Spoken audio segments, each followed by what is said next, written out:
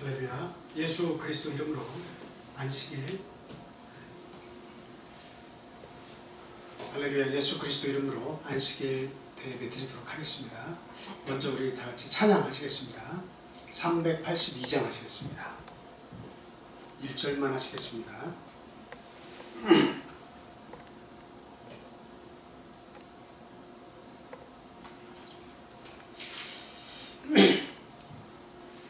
시작.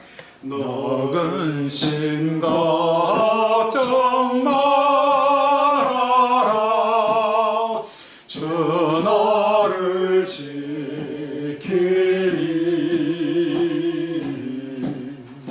주 날개 밑에 거하라. 주 너를 지키리.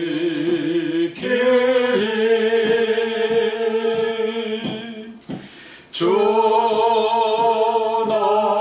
너를 지키리. 아무 때나 어디서나 주 너를 지키리. 늘 지켜주.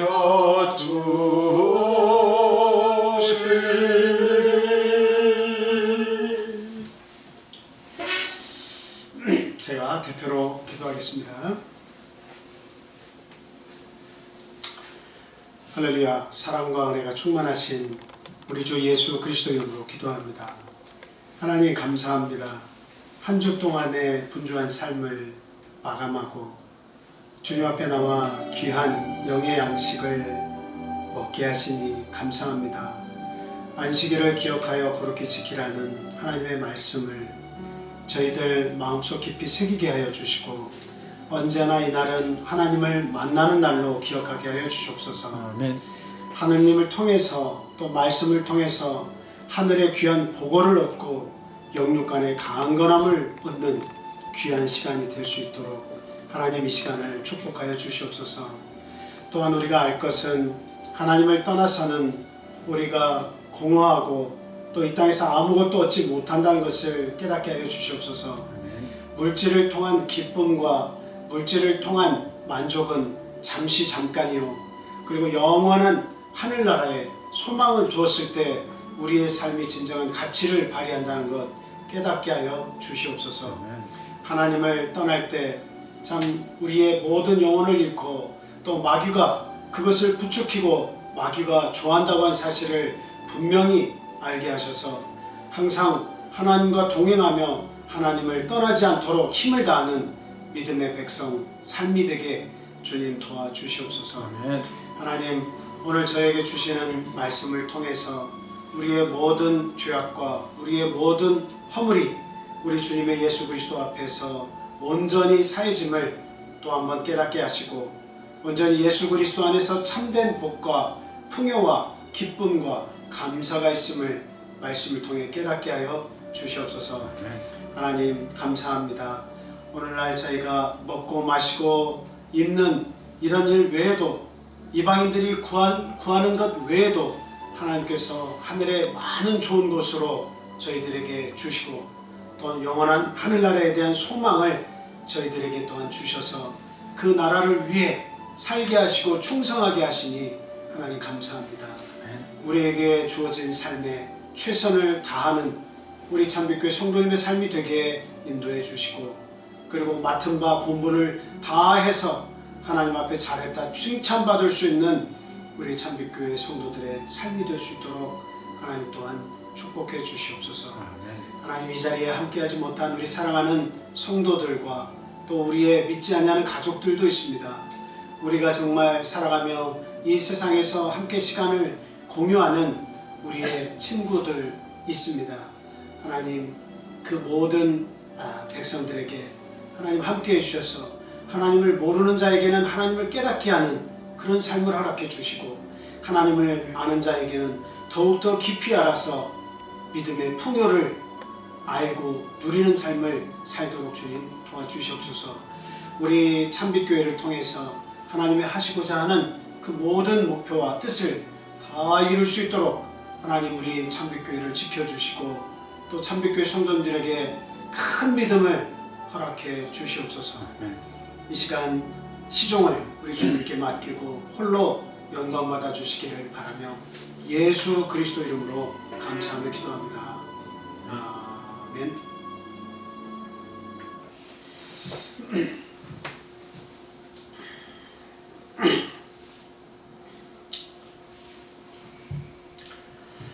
예수님의 이름으로 말씀 전하겠습니다.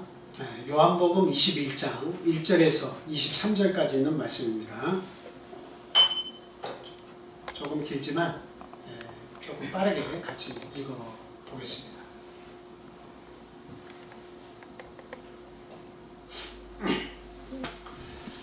자, 시작. 그 후에 예수께서 디베라 호수에서 또 제자들에게 자기를 나타내셨으니 나타내신 일은 이러하니라. 시몬 베드로와 디두모라 하는 도마와 갈릴리 가나 사람 나다나엘과 세베대의 아들들과 또 다른 제자들이 함께 있더니 시몬 베드로가 나는 물고기 잡으러 가노라 하니 그들이 우리도 함께 가겠다 하고 나가서 배에 올랐으나 그날 밤에 아무것도 잡지 못하였더니 날이 새어갈 때에 예수께서 바닷가에 서셨으나 제자들이 예수이신 줄 알지 못하는지라. 예수께서 이르시되 얘들아 너희에게 고기가 있느냐 대답하되 없나이다. 이르시되 그물을 배 오른편에 던지라. 그리하면 잡으리라 하시니 이에 던졌으니 물고기가 많아 그물을 들 수 없더라. 예수께서 사랑하시는 그 제자가 베드로에게 이르되 주님이시라 하니 시몬 베드로가 벗고 있다가 주님이라 하는 말을 듣고 겉옷을 두른 후에 바다로 뛰어내리더라. 다른 제자들은 육지에서 거리가 불과 한 50칸쯤 되므로 작은 배를 타고 물고기 든 그물을 끌고 와서 육지에 올려보니 숯불이 있는데 그 위에 생선이 놓였고 떡도 있더라. 예수께서 이르시되 지금 잡은 생선을 좀 가져라 하시니 시몬 베드로가 올라가서 그물을 육지에 끌어올리니 가득히 찬 큰 물고기가 153마리라. 이같이 많으나 그물이 찢어지지 아니하였더라. 예수께서 이르시되 와서 조반을 먹으라 하시니 제자들이 주님이신 줄 아는 고로 당신이 누구냐 감히 묻는 자가 없더라. 예수께서 가셔서 떡을 가져다가 그들에게 주시고 생선도 그와 같이 하시니라. 이것은 예수께서 죽은 자 가운데서 살아나신 후에 세 번째로 제자들에게 나타나신 것이라. 그들이 조반 먹은 후에 예수께서 시몬 베드로에게 이르시되 요한의 아들 시몬아 내가 이 사람들보다 나를 더 사랑하느냐 하시니 이르되 주님 그러하나이다. 내가 주님을 사랑하는 줄 주님께서 아시나이다. 이르되 내 어린 양을 먹이라 하시고 또 두 번째 이르시되 요한의 아들 시몬아 내가 나를 사랑하느냐 하시니 이르되 주님 그러하나이다. 내가 주님을 사랑하는 줄 주님께서 아시나이다. 이르시되 내 양을 치라 하시고 세 번째 이르시되 요한의 아들 시몬아 내가 나를 사랑하느냐 하시니 주께서 세 번째 내가 나를 사랑하느냐 하심으로 베드로가 근심하여 이르되 주님 모든 것을 아시오매 내가 주님을 사랑하는 줄을 주님께서 아시나이다. 예수께서 이르시되 내 양을 먹이라. 내가 진실로 진실로 내게 이르노니 내가 젊어서는 스스로 띠뛰고 원하는 곳으로 다녔거니와 늙어서는 내 팔을 벌리리니 남이 내게 띄우고 원하지 아니하는 곳으로 데려가리라. 이 말씀을 하시면 베드로가 어떠한 죽음으로 하나님께 영광을 돌릴 것을 가리키시니라. 이 말씀을 하시고 베드로에게 이르시되 나를 따르라 하시니 베드로가 돌이켜 예수께서 사랑하시는 그 제자가 따르는 것을 보니 그는 만찬석에서 예수의 품에 의지하여 주님을 파는 자가 누구니까 묻던 자더라. 이에 베드로가 그를 보고 예수께 여쭤보되 주님 이 사람은 어떻게 되겠사옵나이까? 예수께서 이르시되 내가 올 때까지 그를 머물게 하고자 할지라도 내게 무슨 상관이냐? 너는 나를 따르라 하시더라. 이 말씀이 형제들에게 나가서 그 제자는 죽지 아니하겠다 하였으나 예수의 말씀은 그가 죽지 않겠다 하신 것이 아니라 내가 올 때까지 그를 머물게 하고자 할지라도 내게 무슨 상관이냐 하신 것이로라. 아멘. 오늘은 153마리의 물고기를 낚은 기적 사건을 통해서 우리에게 무슨 의미를 성경은 부여하고 계신가 하는 것을 같이 생각하고 은혜를 얻도록 하겠습니다. 본문 말씀은 저와 여러분들이 이제 자주 접한 그런 말씀인데요. 예수님께서 십자가에서 돌아가시게 되고 제자들은 모두가 다 낭망하고 그리고 고통스러워하며 자기의 살 길을 찾아서 다시 갔지요. 베드로도 마찬가지였습니다. 특히 베드로와 함께한 그런 제자들, 예수님께서 눈앞에 보이지 않고 더군다나 처절하게 십자가에서 돌아가신 것을 모두가 다 알고 있었기 때문에 더 이상의 어떤 소망이나 그 미래가 없다고 판단을 하고 자신의 삶으로 돌아갔죠. 그래서 베드로는 어부였습니다. 어부였기 때문에 누군가 이렇게 쫓아가던 삶을 살다가 참 예수님께 뜻을 두고 살다가 그가 없으니까 어떻게 되겠습니까? 다시 물고기를 잡는 어부의 삶으로 돌아간 것이죠. 그 베드로와 제자들에게 예수님께서 부활하신 몸으로 나타나신 겁니다. 그러시면서 그들에게 떡과 구운 물고기를 주시며 조반을 함께 잡수시고 특별히 베드로에게 물으십니다. 그 물으신 내용은 정말 잘 알고 있죠. 네가 나를 다른 사람보다 사랑하냐, 더 사랑하냐, 이렇게 물으십니다. 그것을 3번이나 반복을 하신 사건입니다.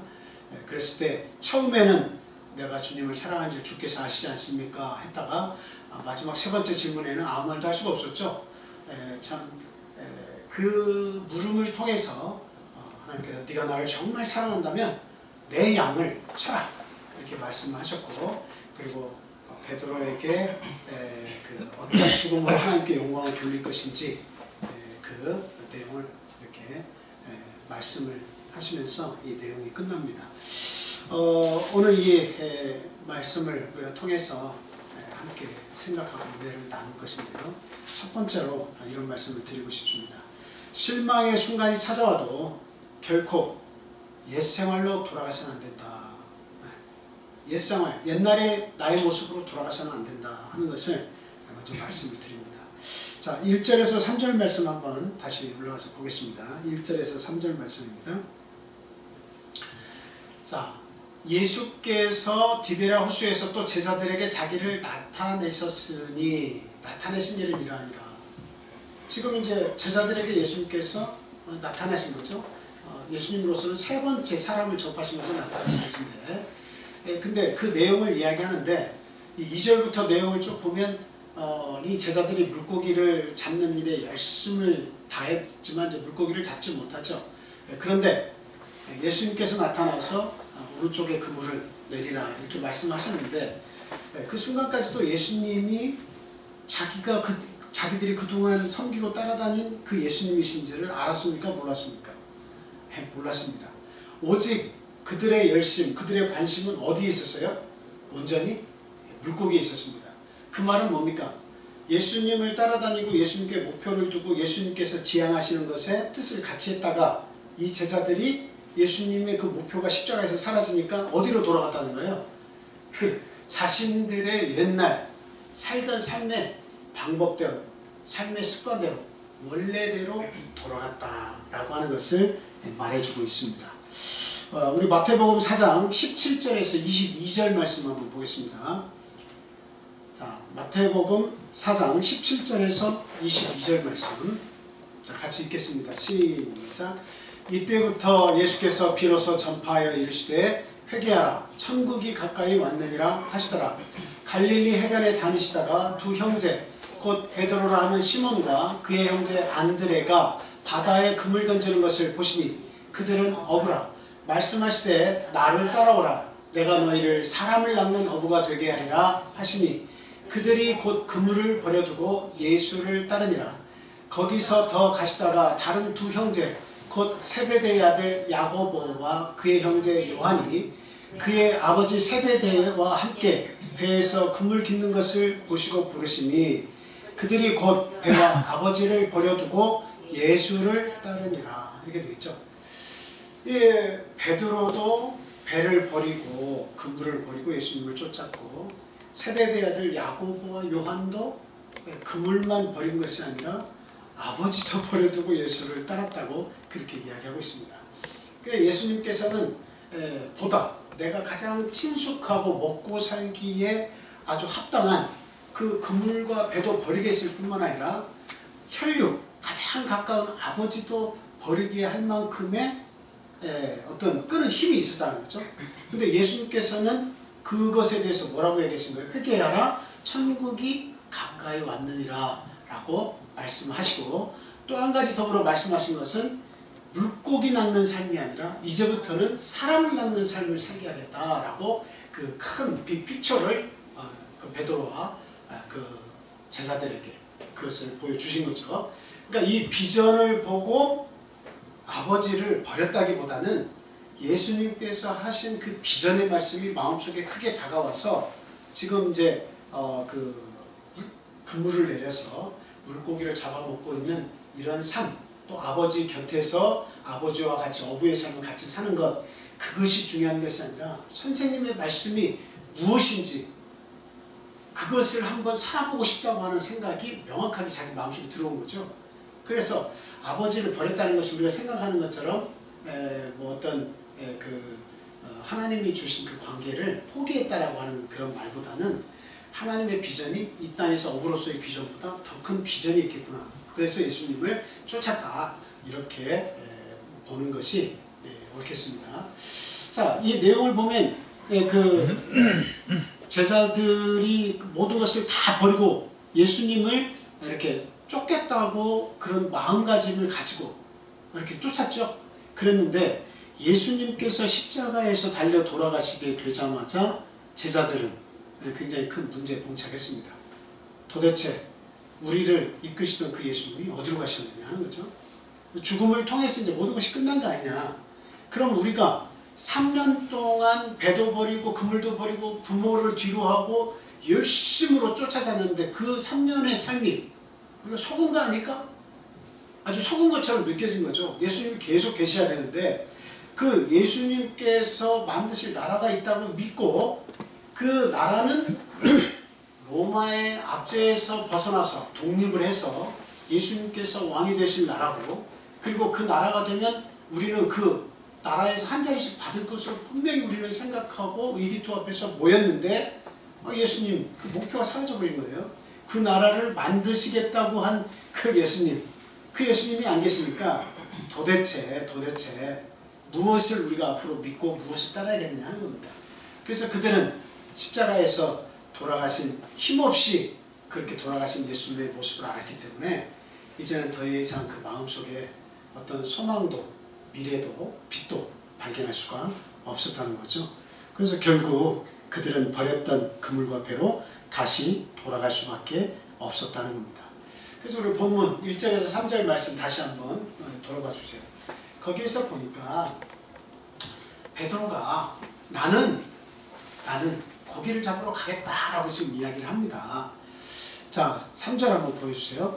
시몬 베드로가 나는 물고기 잡으러 가노라 하니, 베드로가 야 나는 물고기 잡으러 가겠다, 원래 삶으로 돌아가겠다, 이렇게 얘기를 했죠.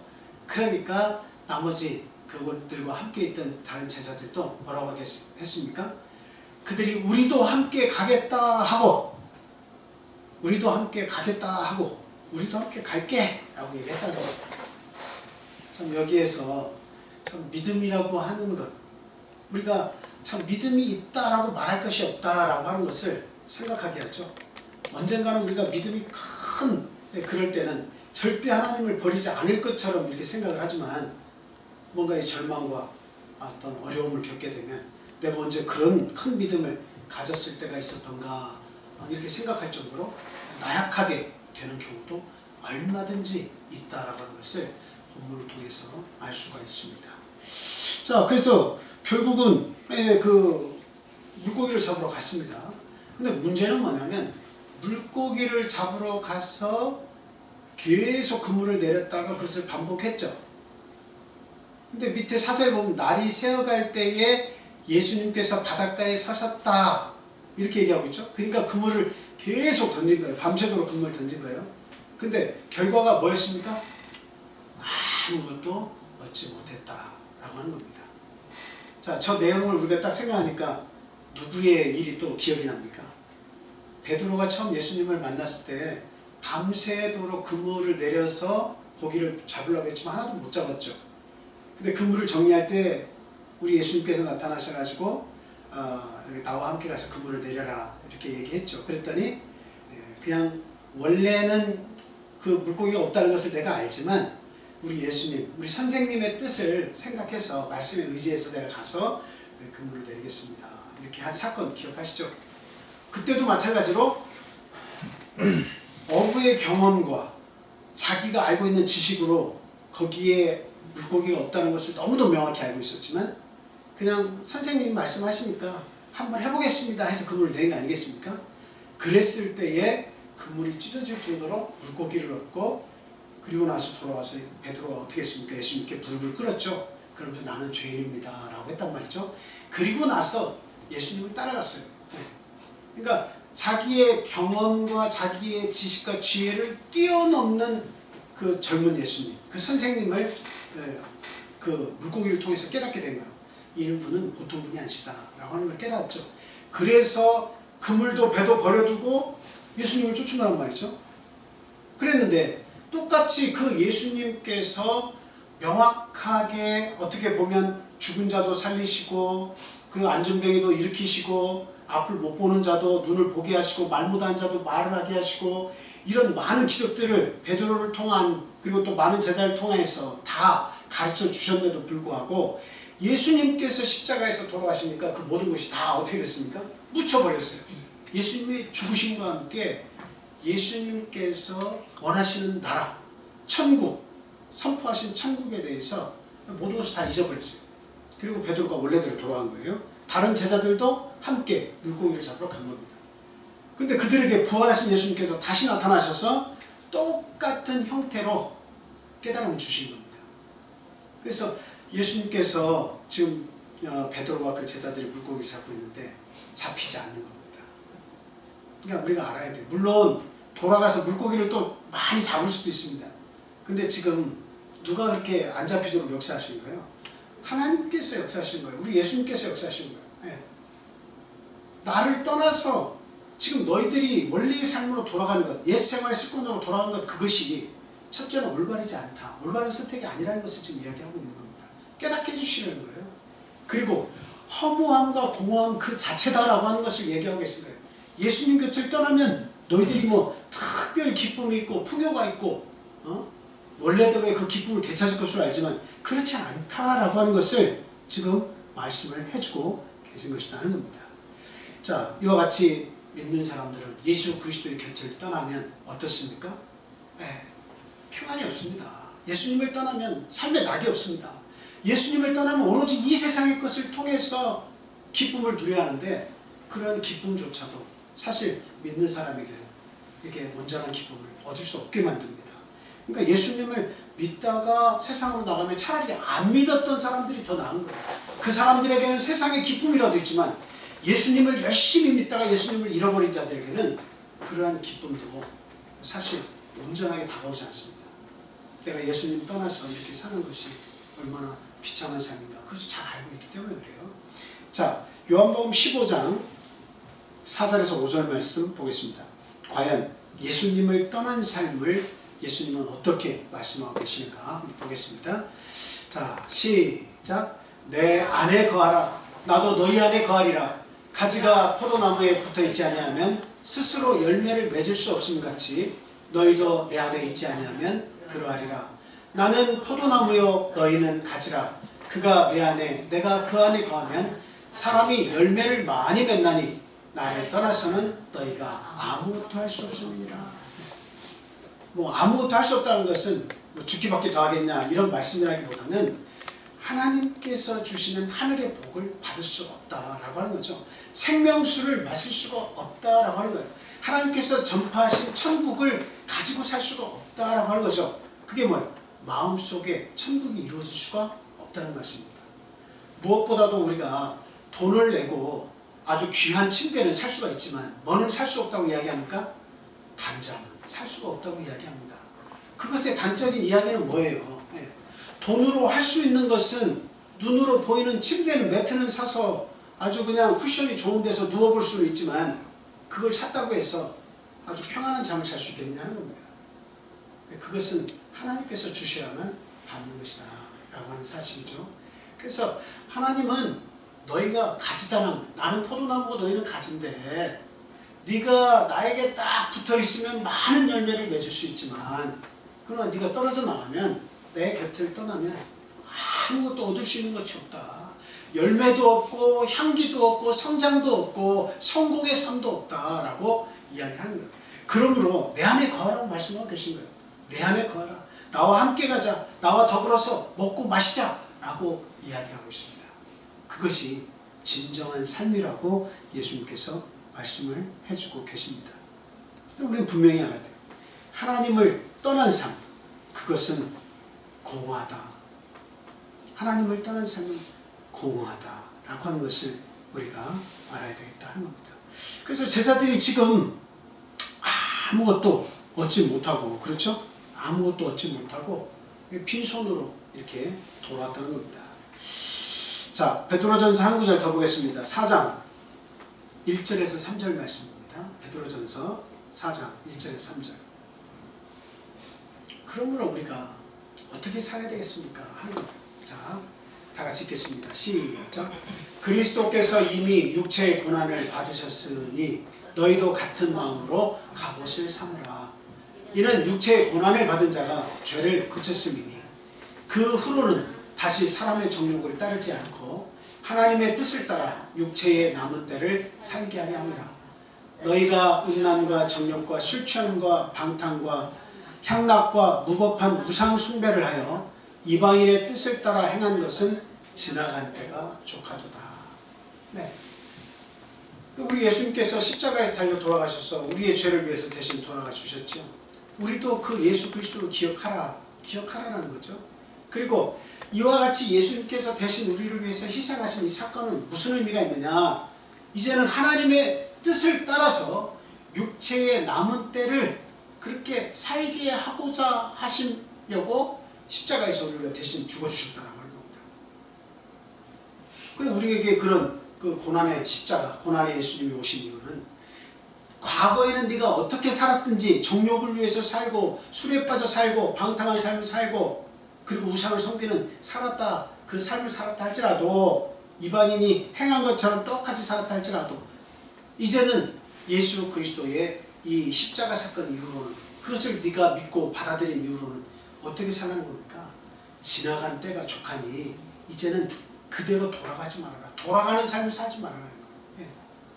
예수 그리스도를 버리고 원래의 삶으로 돌아가지 마라. 지나간 때가 참으로 족하다. 네가 그렇게 산 세월이 참 이제는 그 모든 것이 필요 없다는 것을 알지 않느냐. 이제는 그 생활과 단절을 하고 예수 그리스도와 함께 동행하는 삶을 살아야 하지 않겠느냐. 지나간 모든 죄악의 때는 다 네가 누리고 좋겠다. 이제는 더 이상 옛날로 돌아가서는 안 된다. 이렇게 이야기를 하고 있는 것입니다. 그래서 이 제자들은 자기들이 그물을 내려서 아무것도 얻을 수 없었다는 것에 대해서 아직도 그것이 무엇을 의미한지는 알지 못했습니다. 근데 예수님께서 이제 제자들 앞에 나타나셨죠. 자, 그러면서 이제 우리 주님이 주시는 메시지가 있습니다. 그 두 번째로 무엇이냐면 생활의 문제에 대해서 너무 심각하게 염려하고 그 삶에 빠지지 말아라 하는 겁니다. 생활의 염려, 생활의 문제에 너무 심각하게 고민하고 빠지지 말아라 하는 것입니다. 참 우리 인간의 삶은 무엇인가 이렇게 한번 생각을 저도 해본 적이 있습니다. 근데 결국은 다 똑같아요. 결국은 뭡니까? 먹고 사는 문제예요. 그리고 기쁨과 쾌락의 문제입니다. 그리고 내 자녀를 낳아서 생산을 해서 내 후손을 낳는 이 문제예요.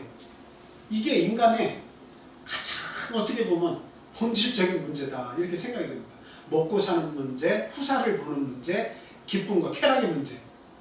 이것 빼면 인간은 이제 아무것도 아니에요. 인간을 보면 다 그것을 위해 살아요. 그런데 그것을 우리가 잘 생각해 보니까 무엇을 먹을까, 무엇을 마실까, 무엇을 입을까의 이 고민이라고 하는 것은 짐승들이 싸우면서 텃세를 부리며 먹고 사는 거하고 별반 다른 것이 없어요. 사람도 역시 그 동물들의 본능에 따라 살아가는 것 같이 이 땅에서 누리고자 하는 것은 기쁨과 쾌락을 위해서 사는 것 외에는 없다는 겁니다.